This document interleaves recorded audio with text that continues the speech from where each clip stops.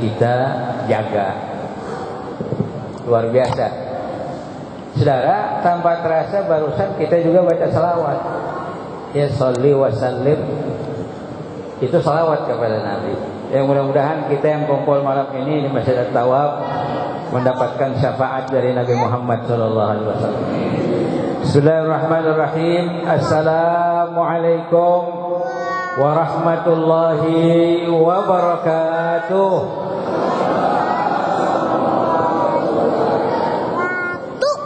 Alhamdulillah. Alhamdulillahilladzi asra bi'abdihi lailan minal masjidil harami ilal masjidil aqsa alladzi barakna hawlahu linuriyahu min ayatina innahu huwas sami'ul basir. Ashhadu an la ilaha illallah wahdahu la syarika lah wa ashhadu anna sayyidana Muhammadan abduhu wa rasuluhu la nabiyya ba'dah. Allahumma salli wa sallim wa barik wa an'im wa zid wa takarram wa tafaddal ala sayyidina wa maulana Muhammadin wa ala alihi at-tayyibin at-tahirin wa radiyallahu ta'ala an ashabi rasulillahi ajma'in. Amma ba'du. Bapak-bapak, ibu-ibu, hadirin hadirat, muslimin muslimat, para alim ulama, para tuan-tuan guru, para kiai, para asatidzah dan ustadzat DKM Masjid At-Tawab, wabil khusus saudara kita Bapak Nizam Kohar SH beserta jajarannya, para habaib yang hadir yang sama-sama kita muliakan. Alhamdulillah. Saudara, ini malam Allah Ta'ala menarik tangan kita, mendorong kita untuk hadir di sini. Setelah tadi infonya katanya ada majelis taklim di sini yang dipimpin diasuh oleh Bapak Kiai Haji Fakhruddin Al-Bantani. Terus nyambung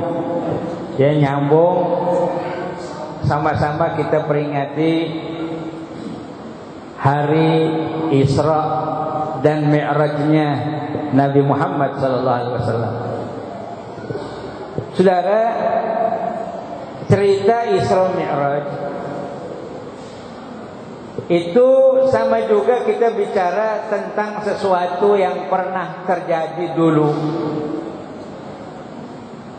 Orang biasa menyebutnya sesuatu yang pernah terjadi dulu itu adalah sejarah. Isra Mi'raj juga adalah bagian daripada sesuatu yang terjadi atau bagian daripada sejarah.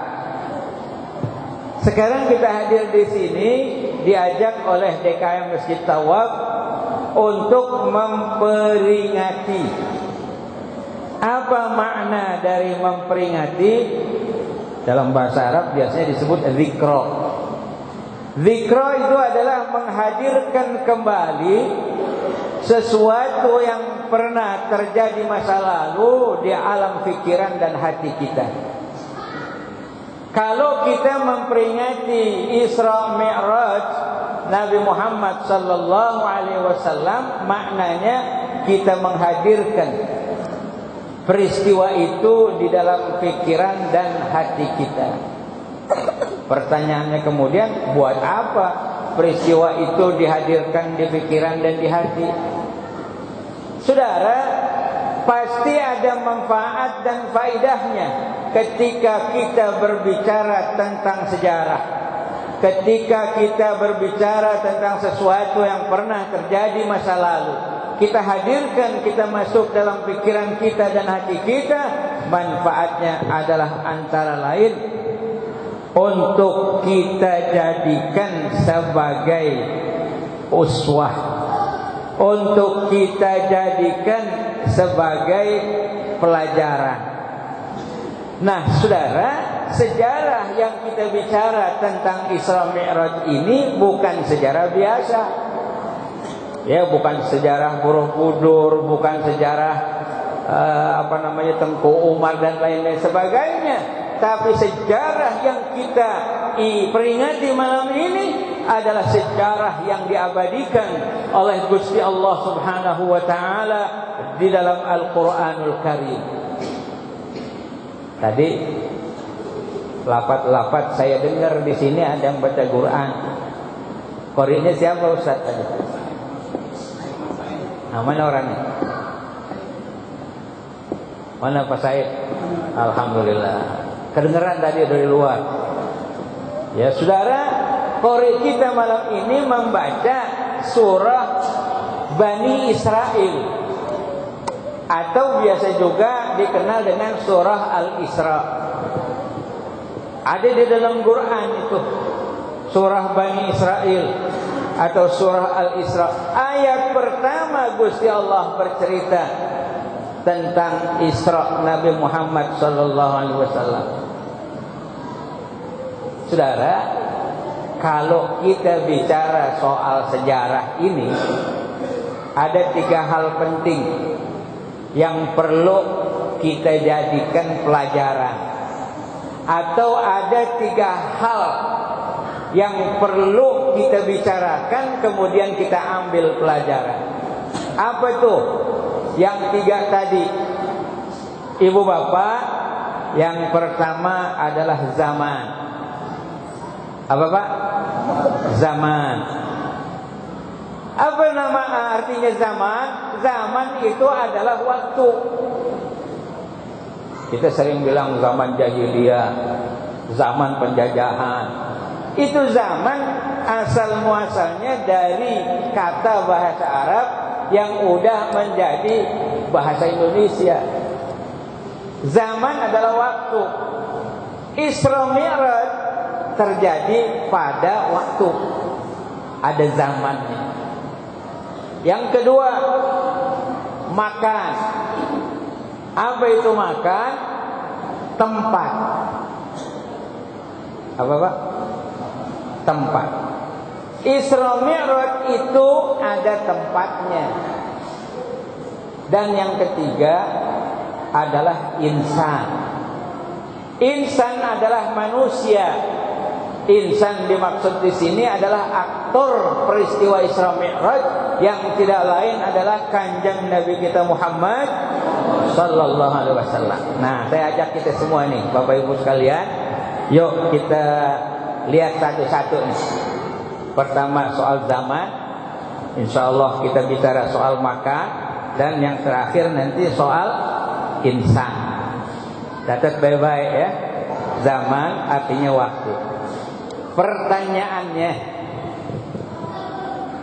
kapan waktu terjadinya Isra Mi'raj? Ini bicara soal zaman.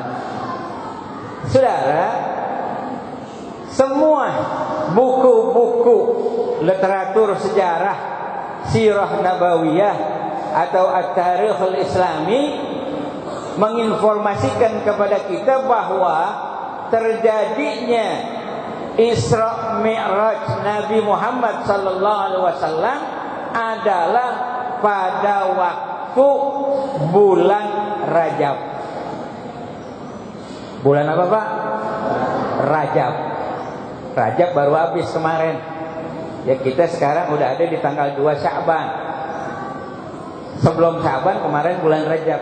Makanya umat muslimin di mana-mana ketika datang bulan Rajab mereka menyelenggarakan peringatan Isra Mi'raj Nabi Muhammad sallallahu alaihi wasallam. Di bulan apa? Rajab.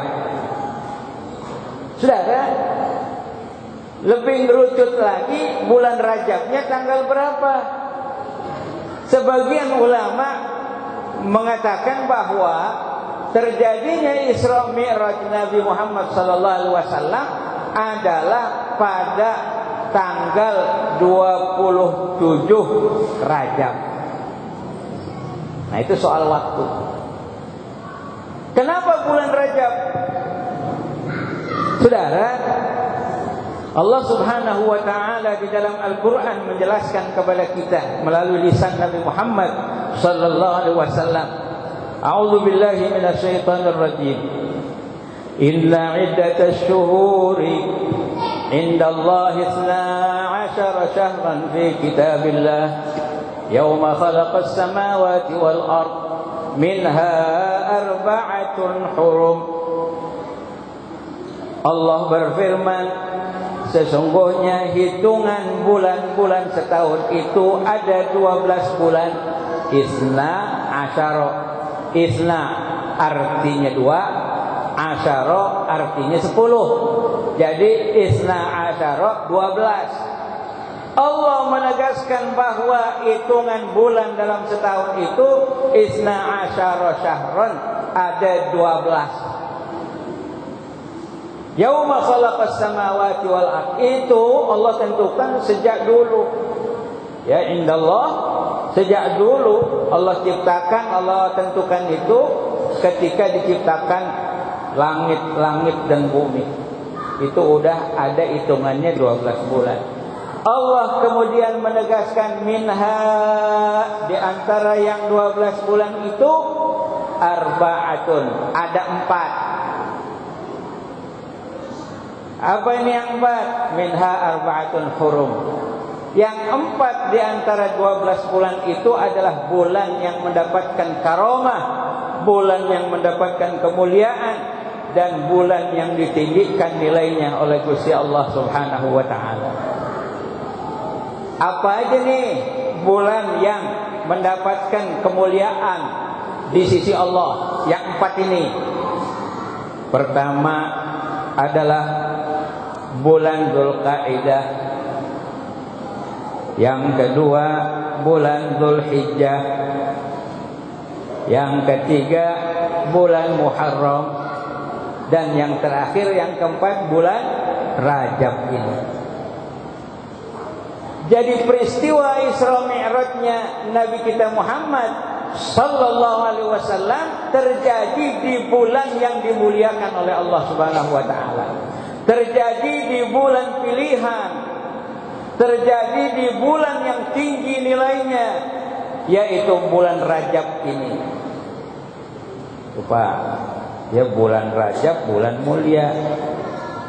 Jadi waktu peristiwa Mi'rajnya, waktu peristiwa Isra'nya Nabi Muhammad SAW terjadi di bulan mulia, terjadi di bulan yang tinggi nilainya di sisi Allah Subhanahu wa ta'ala. Yang pertama coba. Jadi enggak sembarangan bulan, ya, enggak sembarangan waktu, enggak sembarangan zaman. Allah sengaja pilih bulan ini, bulan yang mulia ini, untuk memberangkatkan kanjeng Nabi kita Muhammad sallallahu alaihi wasallam dalam peristiwa Isra-nya. Pertama. Yang kedua apa tadi, Pak? Tadi kan zaman. Yang kedua makan, tempat. Di mana peristiwa Isra Mi'raj ini terjadi? Di tempat mana? Cek aja Al-Quran tuh yang tadi dibaca, surah Al-Isra ayat pertama. Allah berfirman, Subhanalladzi asra bi'abdihi laylan minal masjidil harami ilal masjidil aqsa alladzi barakna haulahu linuriyahu min ayatina innahu huwas sami'ul basir. Minal masjidil haram ke masjidil aqsa. Ini tempat, ini namanya makan. Nabi diberangkatkan oleh Allah Ta'ala. Itu kata-kata yang ada di dalam Quran itu asra. Subhana, maha suci Allah, alladzi, yang asra, memberangkatkan di malam hari. Dalam bahasa Arab itu ada saro yasiru, artinya zahaba lailan, berangkat malam hari. Jadi Bapak kalau mau bilang saya pergi ke Surabaya malam hari. Cukup Bapak bilang ana asiru ila Surabaya. Itu udah terkandung di dalamnya saya berangkat malam hari ke Surabaya. Kata apa? Saro yasiru. Enggak usah Bapak bilang atau Ibu bilang ana adhabu ila Surabaya lailan. Ana adhabu, saya pergi ila Surabaya ke Surabaya lailan malam. Jadi enggak usah sebut-sebut lailan lagi, cukup bilang ana asiru ila Surabaya. Itu udah ada makna malam hari. Allah Ta'ala di dalam surah ini menggunakan asal kata dari saro yasiru tadi, yaitu dengan sighah subhanalladzi asra. Maha suci Allah yang memberangkatkan.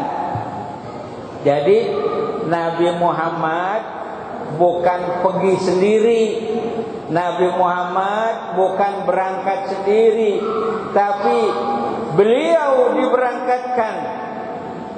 Siapa yang memberangkatkan? Subhana Allah yang maha suci. Saudara, pertanyaannya, kenapa Allah Subhanahu wa ta'ala memberangkatkan hambanya Nabi Muhammad sallallahu alaihi wasallam? Ya, ini satu pertanyaan. Saudara, sebelum Allah mengundang Nabi Muhammad sallallahu alaihi wasallam, itu banyak kejadian-kejadian yang terjadi yang dialami oleh Kanjeng Rasul sallallahu alaihi wasallam. Kebanyakan di tahun itu kejadian yang menyedihkan Nabi Muhammad sallallahu alaihi wasallam. Sehingga tahun itu di dalam sejarah Islam disebutkan Al-Amul Huzn. Artinya tahun kesedihan. Apa saja yang terjadi yang menyedihkan Nabi sallallahu alaihi wasallam? Meninggal pamannya Abu Thalib. Meninggal istrinya Sayyidah Khadijah binti Khuwailid. Kemudian dia berdakwah ke Taif. Dia dilempari oleh penduduk Taif dengan batu, dengan kotoran.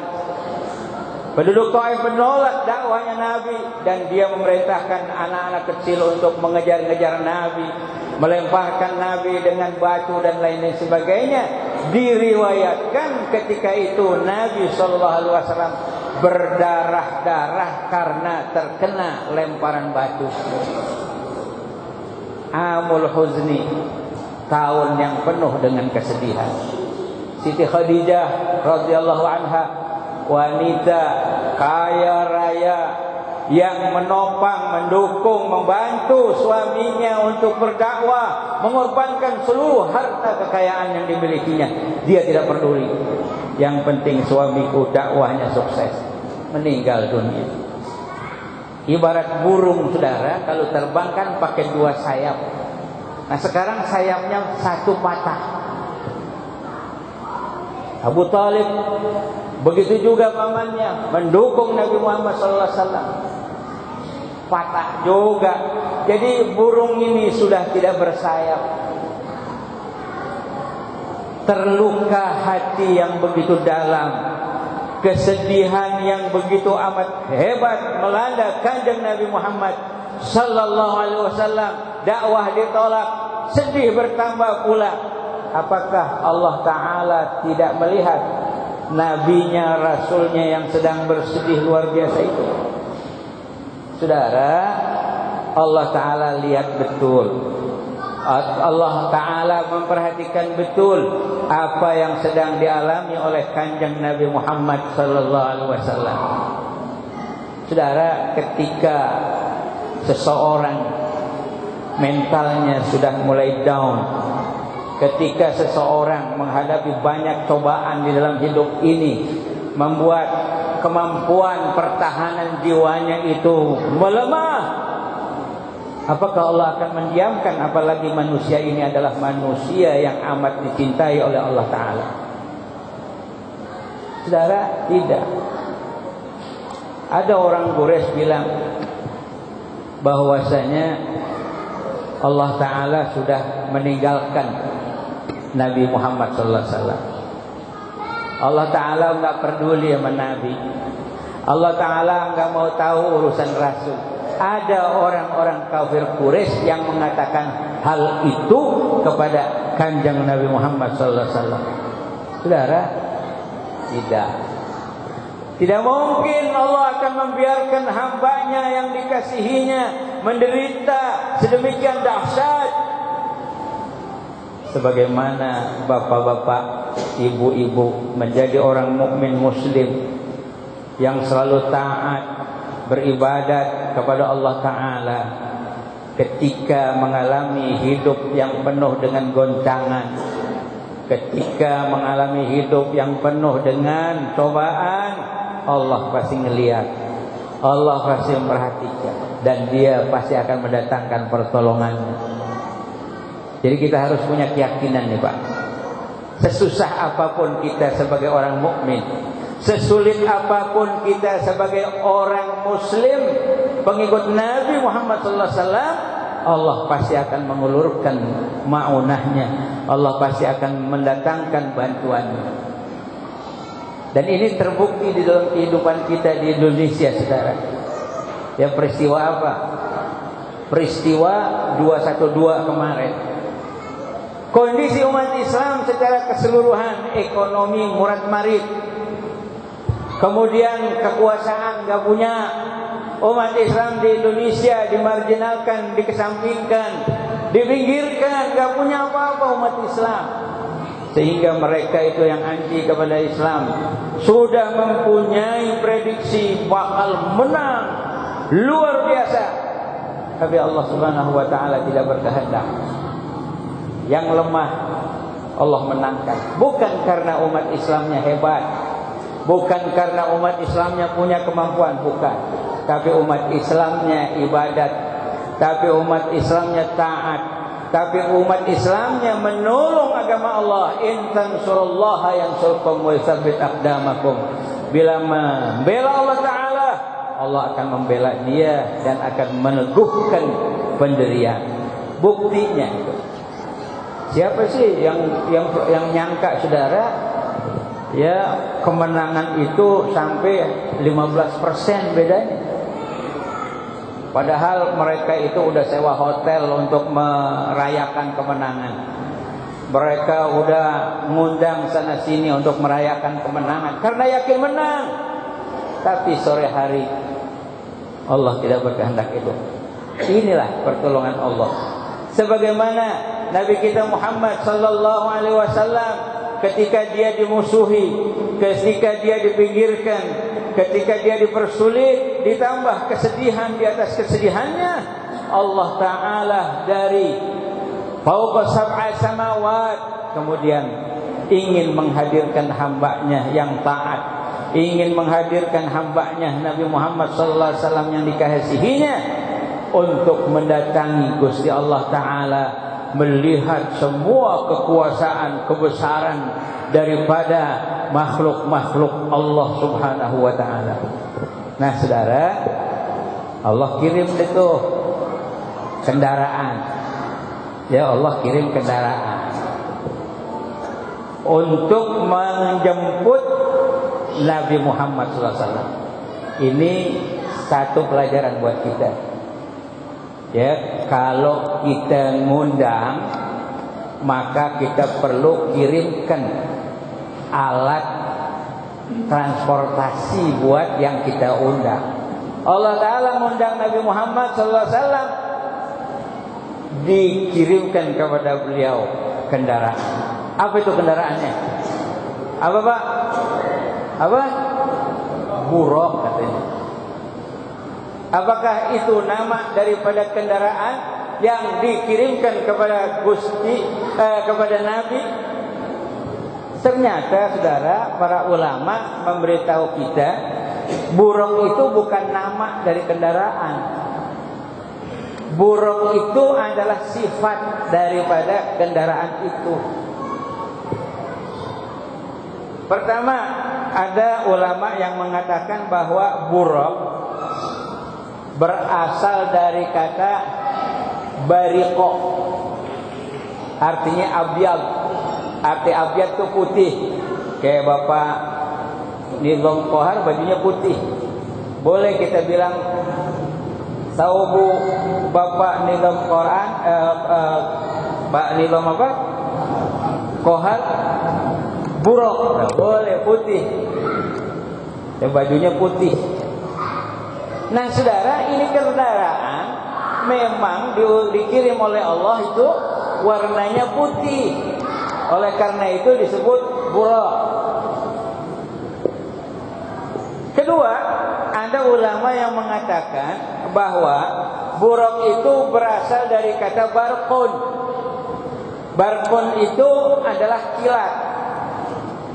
Kenapa ini kendaraan disebut sebagai kendaraan kilat? Karena memang kendaraan ini itu kalau udah mulai berangkat jalannya seperti kilat. Kalau kilat gimana, Pak? Pak, kalau kilat gimana, Pak? Tuh, gitu. Kayak kalau lagi mau hujan tuh kan ada tuh kilat tuh, cepat hilang. Nah, ini buruk. Dinamakan buruk karena larinya cepat. Diriwayatkan di dalam sejarah bahwa ini kendaraan katanya lebih kecil daripada kuda, lebih besar daripada keledai. Jadi antara kuda Arab kan gede tinggi, keledai itu agak kecil. Nah, ini di antara itu, di antara kuda dan keledai. Sedang nih, warnanya putih, larinya cepat. Saudara, ini buruk dikirim kepada Nabi Muhammad SAW, yang mengantarkannya itu adalah malaikat Jibril alaihissalam. Di dalam riwayat disebutkan Jibril bersama Israfil. Riwayat lain mengatakan Jibril datang kepada Nabi Muhammad bersama Mikail. Alhasil bahwa datang kepada Nabi Muhammad dua malaikat, Jibril dan yang lainnya, baik Israfil maupun Mikail. Ngapain nih? Kan gitu, Pak. Ngapain nih malaikat Jibril datang kepada Nabi Muhammad? Di dalam riwayat Nabi Muhammad dioperasi, Pak, di belek dadanya untuk diambil hadus syaitan dari hati Nabi. Apa itu hadus syaitan? Hadus syaitan adalah merupakan suatu yang di situ syaitan masuk untuk menggoda daripada anak Adam. Jadi saya, bapak, ibu, di dalam hatinya itu ada hadus syaitan, ada black hole-nya, ada lubang hitamnya. Dari situ syaitan masuk untuk menggoda kita. Jadi kita ini kalau lagi pusing, dibisik-bisikin oleh syaitan, nah masuknya itu, Pak, di hadus syaitan.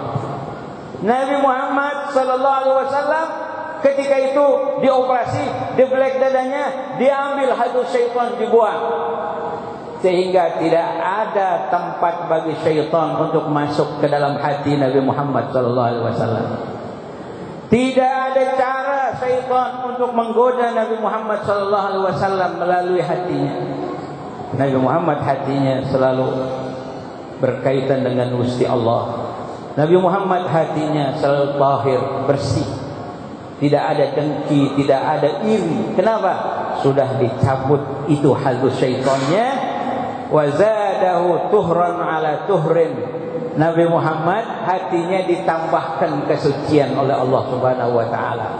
Hatinya yang sudah suci, zadahu tuhran, ditambahkan lagi kesucian. Oleh karena itu, hati Nabi Muhammad, Nabi kita, adalah hati yang paling bersih, hati yang paling suci.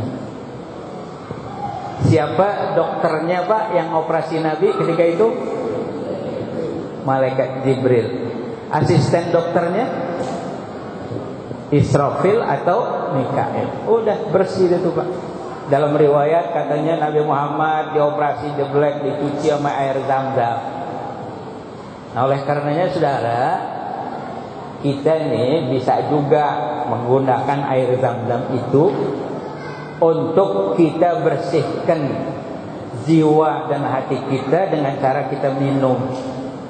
Nabi Muhammad sallallahu alaihi wasallam beritahu kita, Zam-zam lima syuribat lahu. Air Zam-zam itu akan mendatangkan niat ketika meminumnya. Kalau kita minum Zam-zam niatin supaya hati bersih, Allah bersihkan hati kita.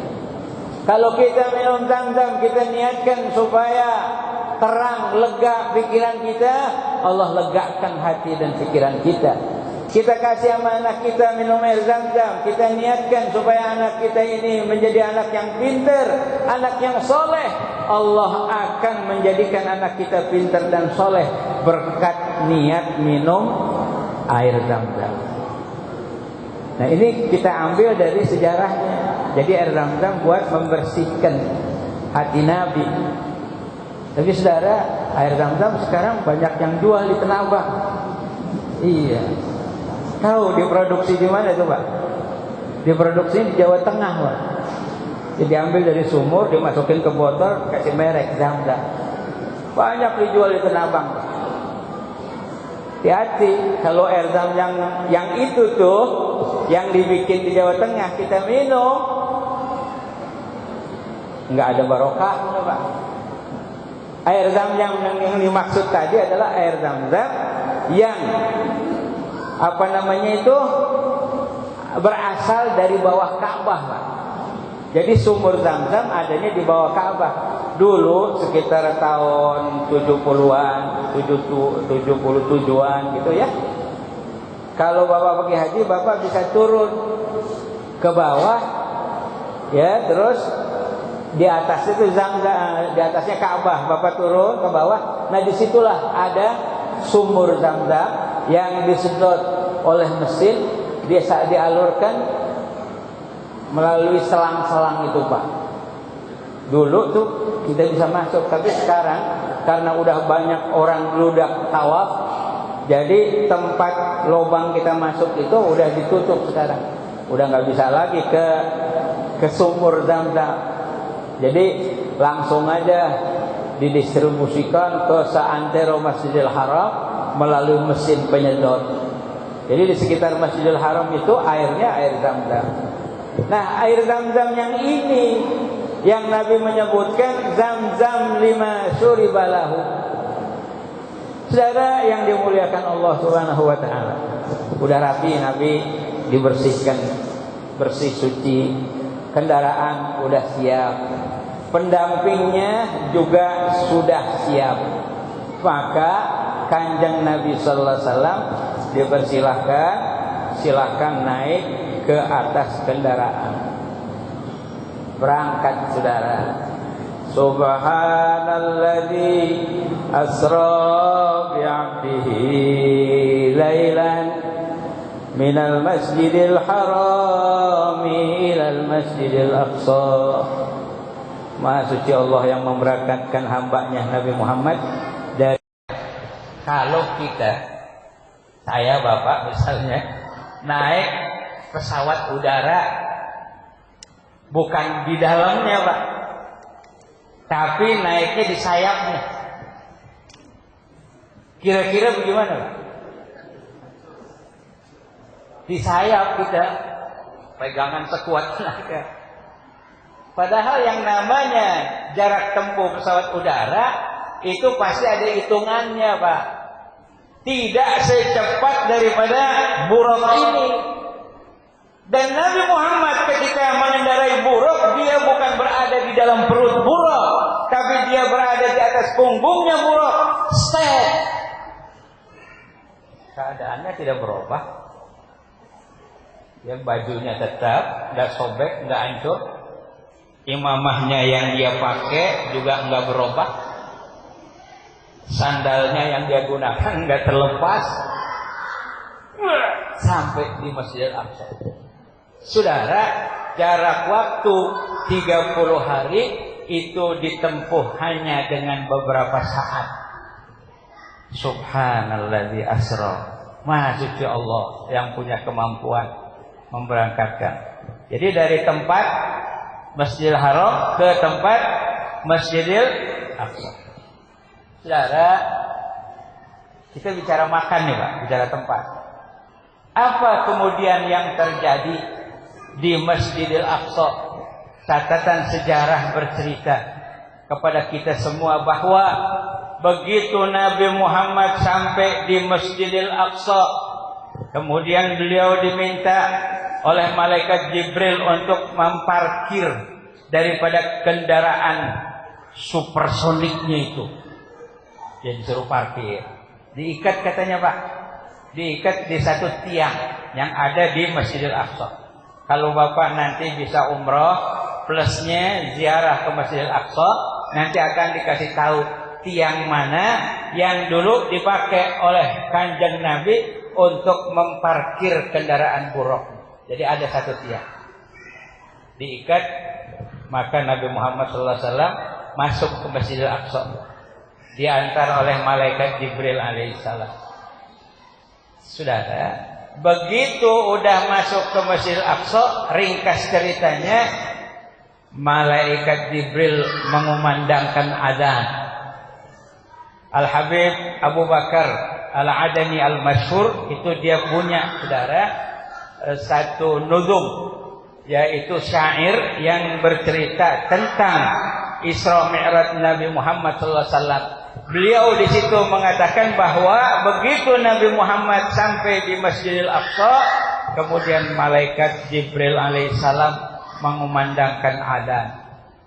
Begitu azan dikumandangkan, malaikat-malaikat penghuni 7 lapis langit diperintahkan untuk mendatangi azan yang dikumandangkan oleh malaikat Jibril alaihissalam. Yang azan malaikat Jibril, yang datang memenuhi azan malaikat-malaikat yang ada di langit. Datang kemana tuh? Malaikat semua datang memenuhi azan malaikat Jibril di Masjidil Aqsa. Maka malaikat-malaikat yang datang itu bikin shaf, saudara. Bayangin saudara, yang namanya Masjidil Aqsa itu kan tidak selebar seluas Masjidil Haram. Dia lebih kecil. Tapi ini malaikat semuanya datang ke Masjidil Aqsa. Bayangin shafnya sampai di mana itu Pak? Semua shaf.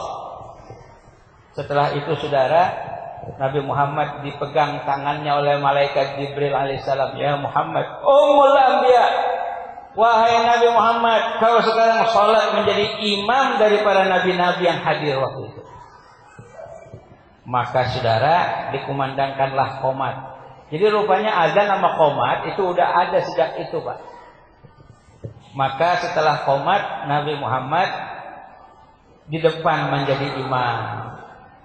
Karena itulah kemudian Nabi kita Muhammad sallallahu alaihi wasallam disebut sebagai Imamul Anbiya'i wal Mursalin. Imam daripada seluruh nabi, dan Nabi Muhammad itu juga imam dari para seluruh Rasul Allah yang ada dikirim oleh Allah Subhanahu wa taala. Jadi nabi kita ini Pak, yang kita ikutin, yang kita sebagai umatnya, ini nabi kita adalah imam para nabi. Nabi Adam jadi makmum, padahal Nabi Adam tuh engkongnya Pak. Nabi Adam mbahnya, tetap aja dia jadi makmum. Nabi Nuh, Nabi Idris, Nabi Saleh, semua nabi, Nabi Musa, Nabi Isa juga ikut sholat di belakang Nabi Muhammad sallallahu alaihi wasallam. Nabi jadi imam. Sholatnya menurut riwayat 2 rakaat. Ya 2 rakaat sholatnya waktu itu.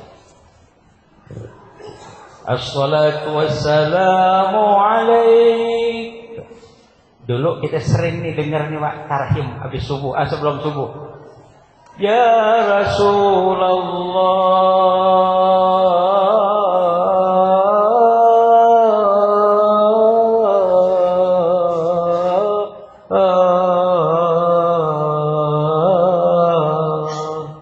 tarhim yang dulu biasa dikumandangkan sebelum subuh. Apa? Tarhim salawat.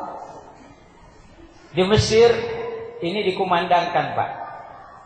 Di Indonesia dulu hampir semua masjid, Hampir semua musola begitu mau masuk waktu subuh setengah jam udah dikumandangkan ini salawat.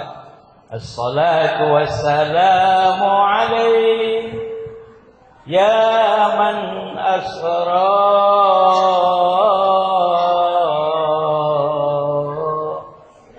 Ada itu Pak.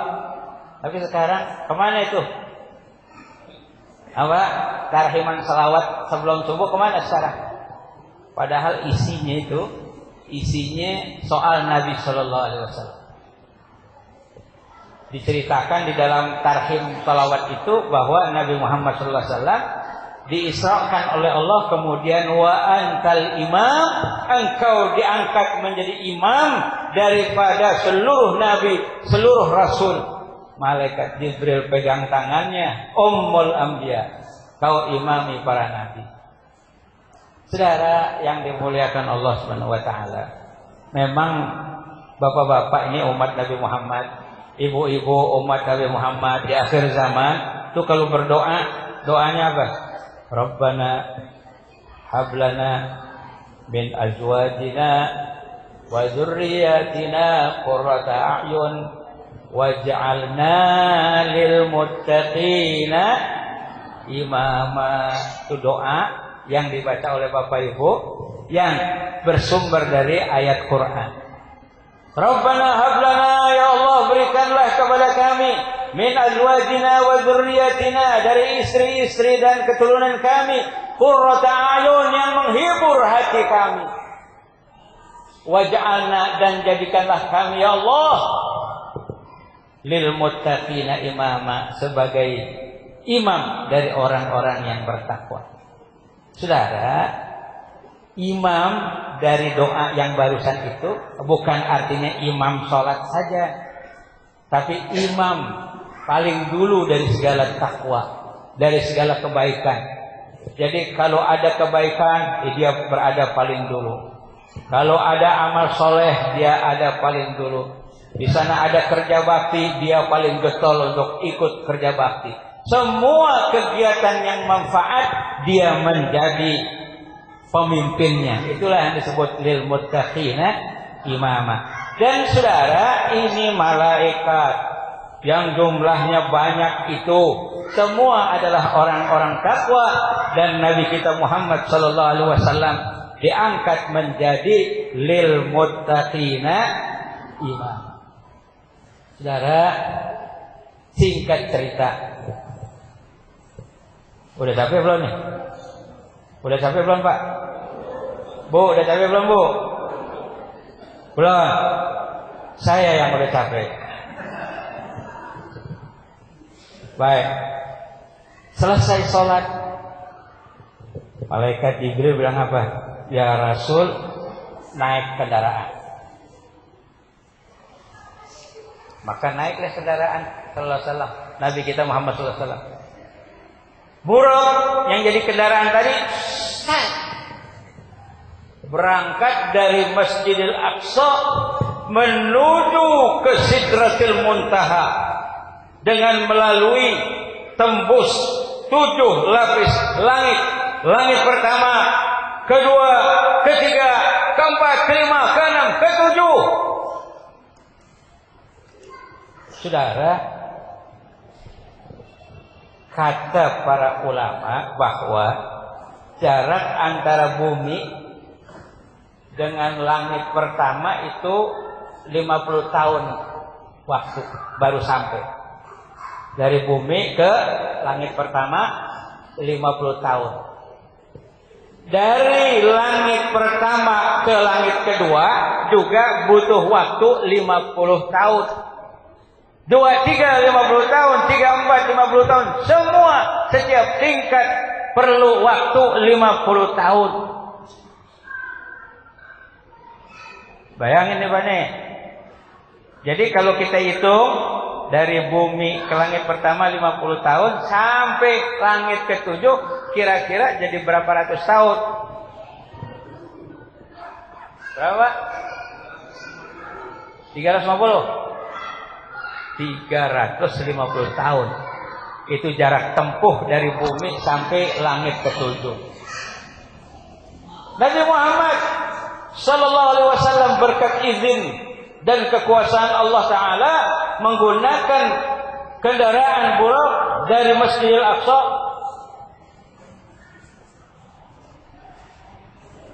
langsung saudara 50 tahun pertama sampai ke langit pertama. Saudara, menurut riwayat disebutkan bahwa setiap langit itu ada babnya.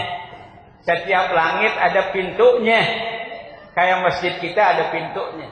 Ini langit juga ada pintu. Setiap pintu ada penjaganya. Penjaga pintu langit itu malaikat. Malaikat Jibril begitu sampai di langit pertama tok-tok pintu. Ya. Saragal baba, tok pintu. Dari balik pintu ada suara, man hadza? Siapa yang notok pintu? Jibril menjawab, Jibril. Dari balik pintu, ma'aman anta? Kau bersama siapa, wahai Jibril? Jibril menjawab, Muhammad Rasulullah.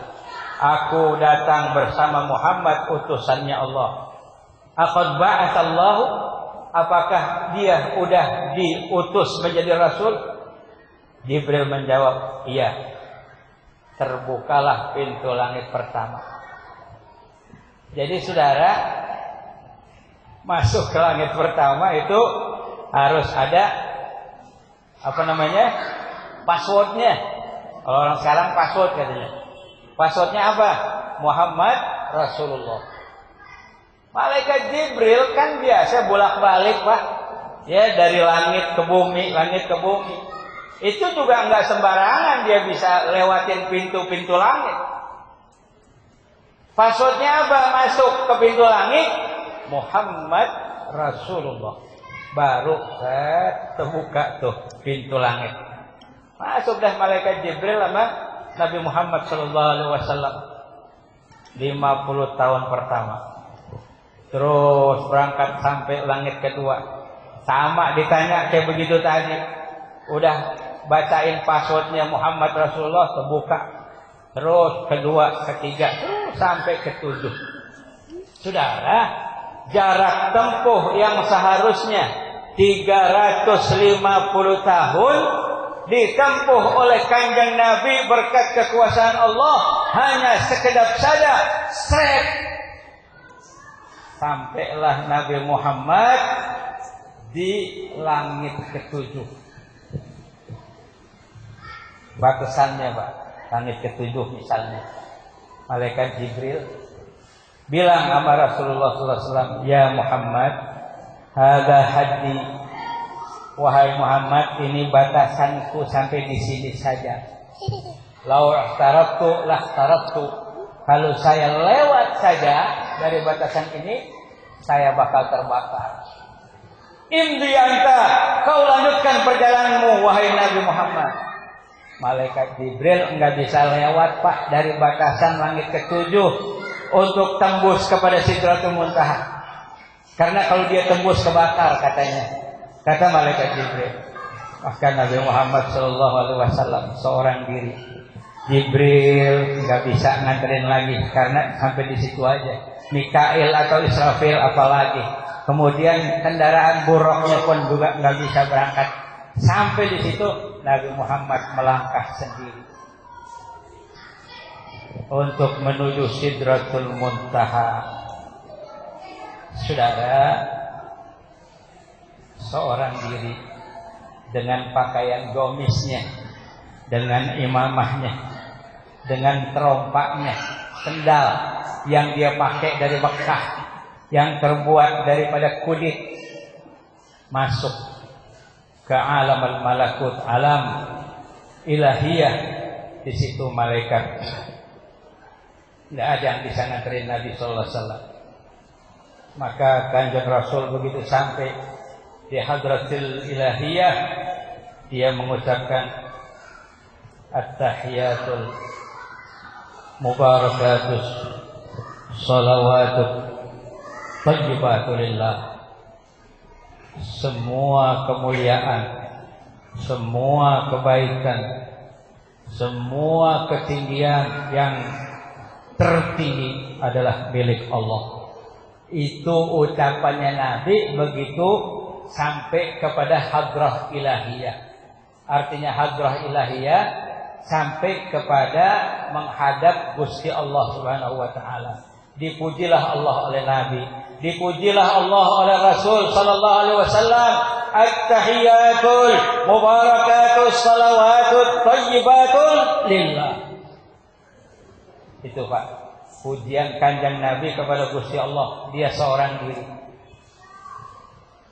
Allah taala kemudian kembali membalas pujian Nabi.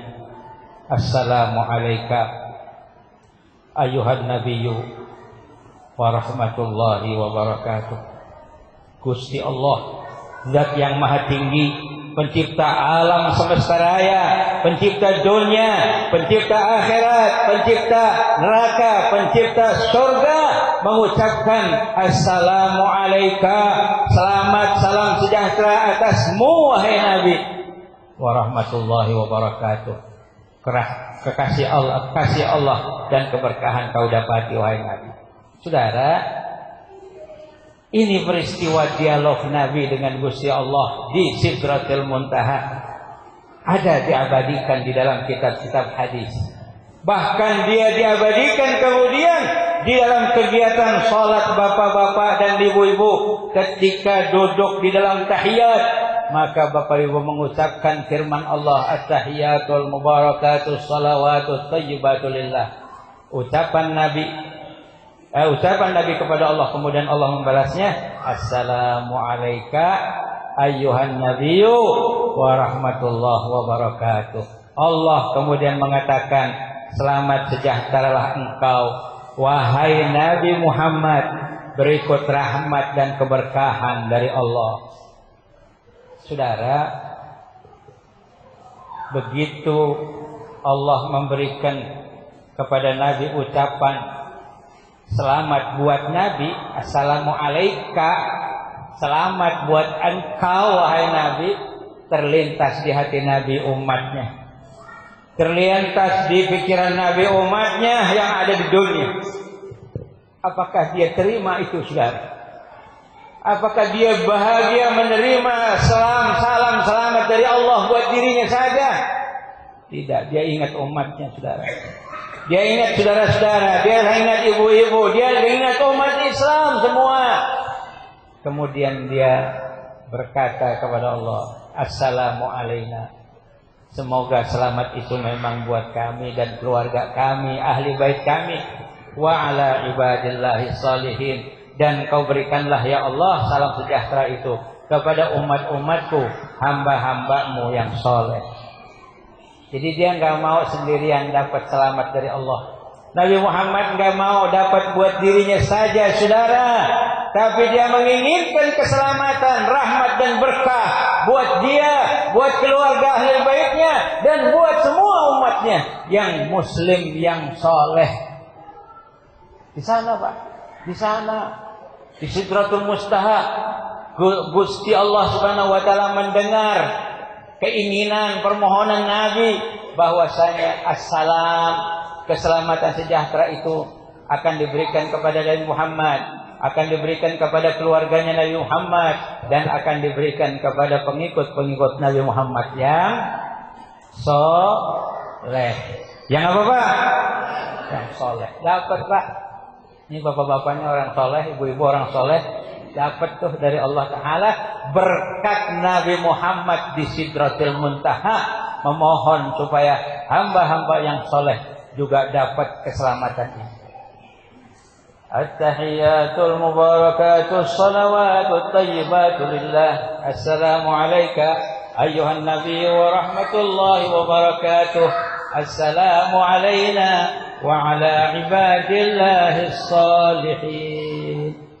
Saudara, malaikat-malaikat ini dalam riwayat disebutkan setelah mendengar itu, semua seantero langit, dari langit pertama sampai langit ketujuh yang isinya semua malaikat, ketika mendengar apa yang terjadi dialog antara Nabi dan Allah Ta'ala ketika itu, maka mereka semuanya mengucapkan asyhadu alla ilaha illallah wa asyhadu anna Muhammadar Rasulullah.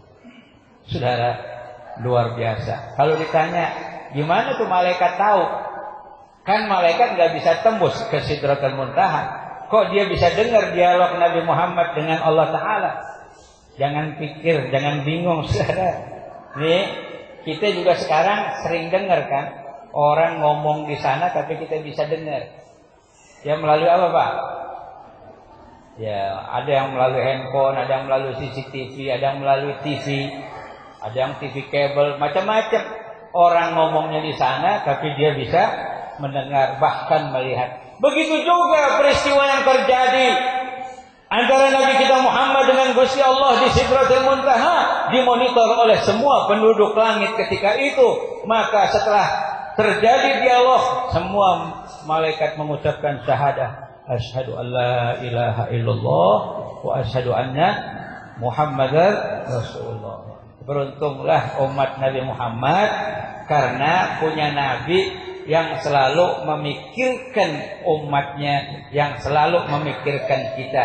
Berkat perjuangannya di Sidratul Muntaha, umat Nabi yang soleh mendapatkan keselamatan, mendapatkan rahmat, dan mendapatkan keberkahan dari Allah Subhanahu wa Ta'ala.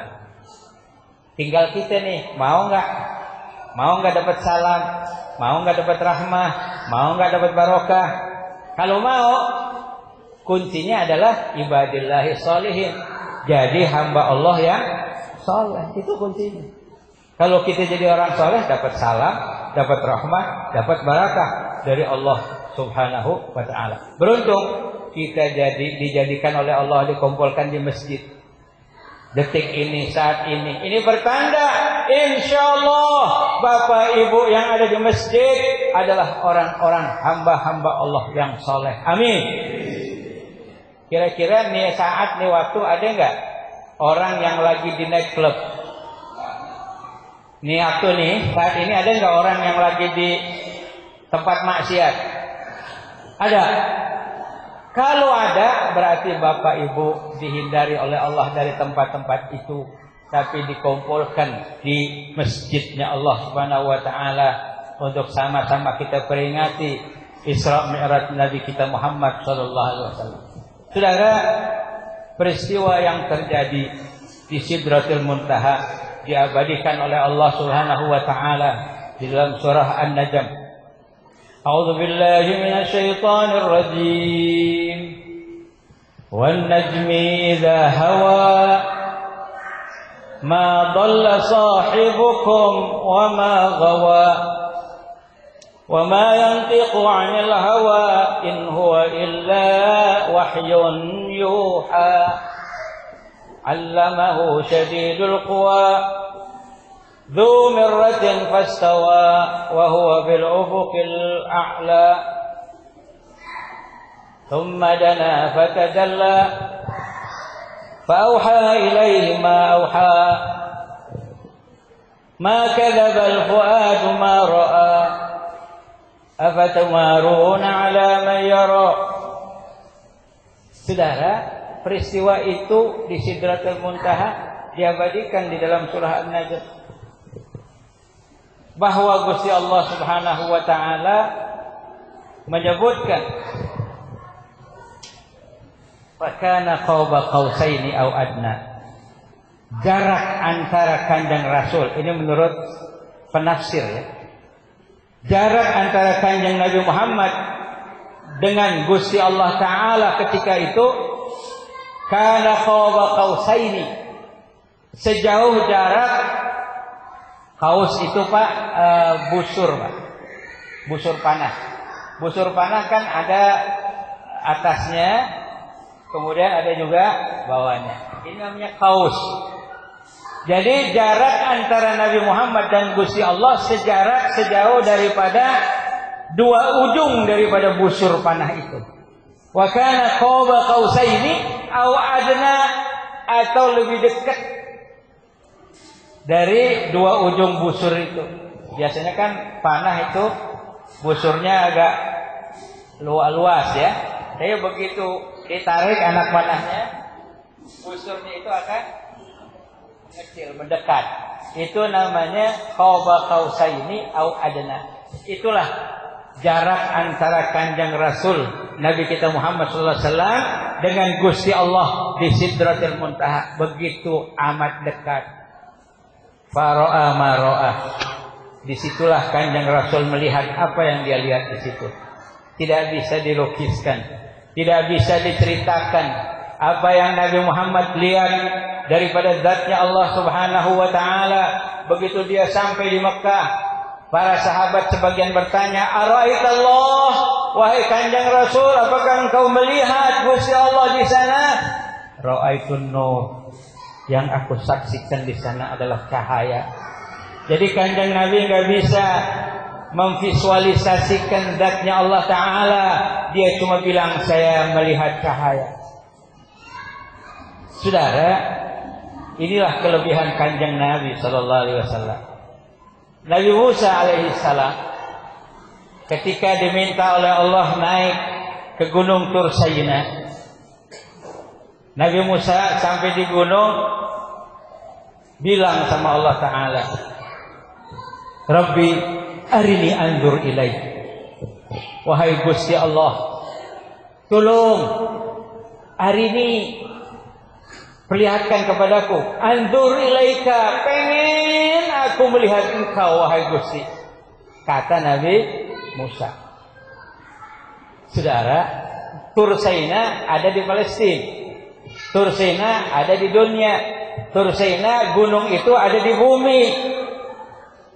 Nabi Musa ada di gunung yang terletak di bumi, minta mau melihat Gusti Allah. Apa Allah katakan kepada Nabi Musa? Lan tarani, mustahil engkau Musa bisa melihat aku. Saudara, Nabi Musa terkenal orangnya itu ulet, Pak. Orangnya enggak mudah nyerah dia. Dia minta enggak dikasih kan? Enggak bisa ngelihat.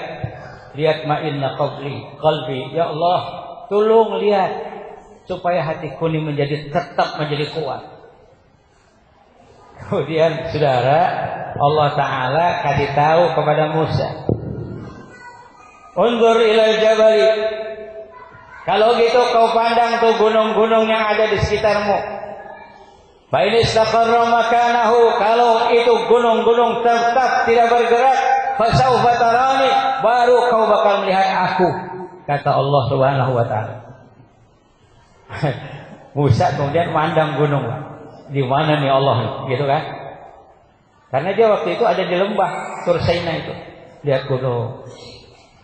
Falamma tajalla rabbuhu lil jabal. Dalam Quran Allah bercerita, falamma tajalla rabbuhu, ketika Allah Subhanahu wa taala Tuhannya Nabi Musa tajalla lil jabal, akan menampakkan zatnya di atas gunung. Apa yang terjadi? Gempa gunung, Pak. Ja'alahu dakka'an. Allah jadikan gunung itu pecah berantakan, gempa dahsyat. Fakharra Musa sa'iqa. Nabi Musa pun jatuh. Kharra jatuh. Sa'iqa semaput, pingsan. Belum sempat melihat zat Allah Subhanahu wa taala.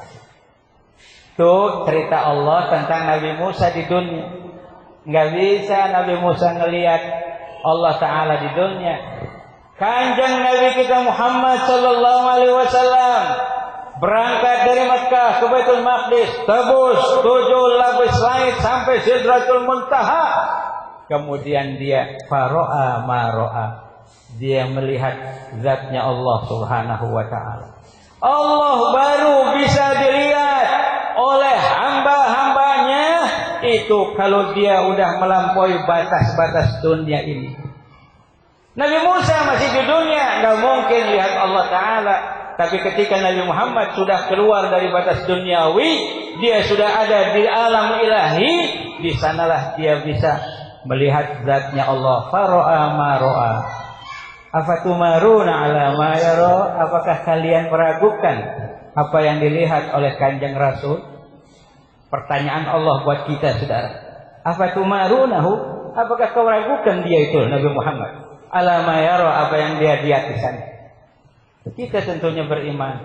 Kita bilang amanna, kami beriman. Engkau memang melihat zat Allah Subhanahu wa taala, tapi engkau tidak bisa menceritakan bagaimana zat Allah itu.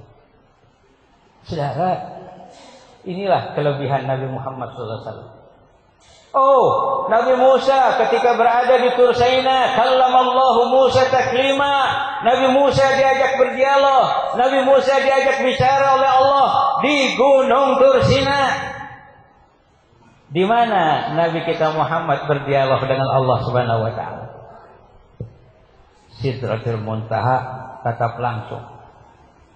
Fa auha ilaihi ma auha.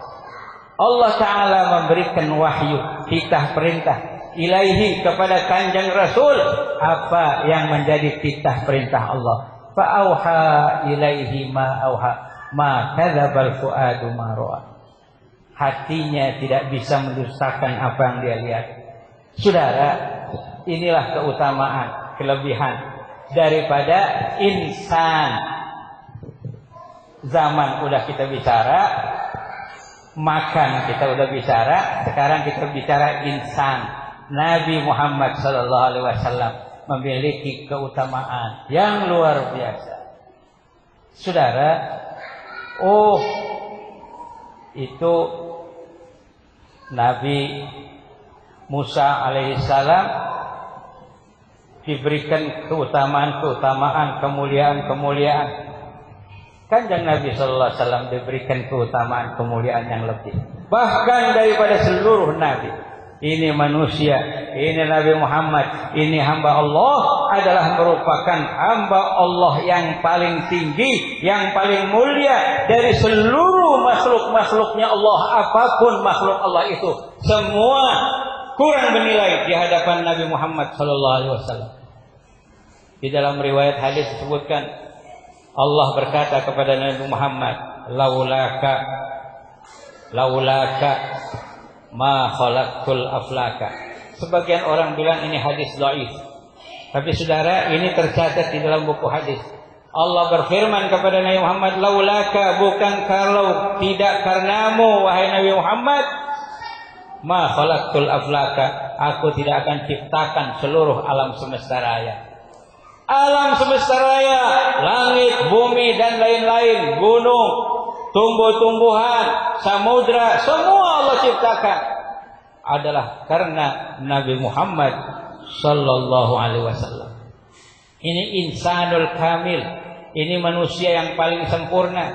Dia bukan Tuhan, dia bukan anak Tuhan, tapi dia adalah manusia ciptaan Allah, tapi dia adalah manusia yang sempurna. Dan alhamdulillah kita ini semua ditakdirkan oleh Allah menjadi pengikut hamba Allah yang sempurna, menjadi pengikut Nabi dan Rasul yang menjadi imam daripada Nabi dan Rasul.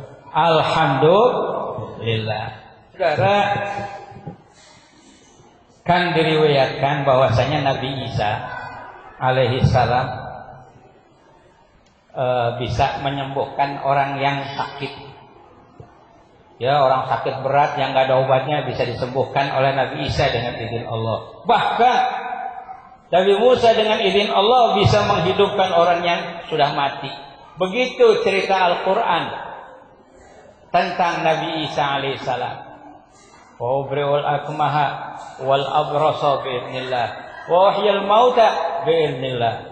Aku sembuhkan orang yang sakit belang, aku sembuhkan orang yang gagu dengan izin Allah, dan aku hidupkan orang yang mati, wa uhyil mauta biiznillah, berkat izin Allah.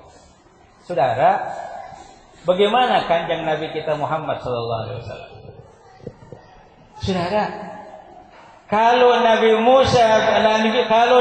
Isa bisa menyembuhkan orang yang sakit, ya, orang yang gagu, orang yang sakit belang bisa disembuhkan. Kalau Nabi kita Muhammad sallallahu alaihi wasallam Keringatnya itu adalah obat. Keringat Nabi Muhammad adalah obat. Dan itu ada diriwayatkan di dalam kitab Sahih Bukhari, ada juga di dalam kitab Sahih Muslim, bahwasanya Ummu Salamah, istri Nabi sallallahu alaihi wasallam, ketika Nabi sedang tidur siang hari di rumah Ummu Salamah, ngojos dia punya keringat. Nabi mengeluarkan keringat begitu banyak karena ketika itu musim panas. Ummu Salamah datang ngambil sepotong kain, dia lap keringatnya Nabi sallallahu alaihi wasallam yang membanjiri tempat tidur itu. Kemudian itu keringat yang sudah terserat di potongan kain tadi, dia peresnya, kemudian air keringat itu dikumpulkan di dalam satu botol. Rasulullah terbangun dari tidurnya. Dia lihat Ummu Salamah lagi ngumpulin air. Malaki ya Ummu Salamah, kau sedang apa wahai Ummu Salamah? Nasyabtu aragak ya Rasul, aku sedang membersihkan aragak, keringatmu. Wa ahtafidhu alal garurah, kemudian aku masukkan ke dalam botol. Astashfi bihi, yang akan aku gunakan ini untuk untuk berobat. Astashfi artinya untuk berobat, mengharapkan syifa. Saudara, dan itu digunakan oleh Ummu Salamah, keringatnya Nabi sallallahu alaihi wasallam, untuk menyembuhkan orang-orang yang sakit panas, menyembuhkan orang-orang yang sariawan, menyembuhkan orang-orang yang kemudian demam, dengan keringatnya Nabi Muhammad sallallahu alaihi wasallam. Sembuh, saudara. Luar biasa kita punya Nabi, ini insan yang luar biasa. Kalau Bapak keringatnya bisa buat apa, Pak? Pak, keringat Bapak buat apa? Keringat kita bisa jadi obat nggak, Pak? Bu, saya mau nanya, keringat Bapak bisa jadi obat nggak? Saudara, keringat Nabi kita itu obat. Itu keringatnya. Insan, manusia, makhluknya Allah. Dia bukan Tuhan, dia bukan anak Tuhan, tapi luar biasa tingginya. Innaka la'ala khuluqin azim. Ini Nabi adalah Nabi yang paling tinggi menurut Allah Subhanahu wa ta'ala. Jadi saudara, cerita Isra Mi'raj, cerita soal zaman, cerita soal makan, dan cerita soal insan. Itu secara ringkas itulah Isra Mi'raj Nabi Muhammad sallallahu alaihi wasallam.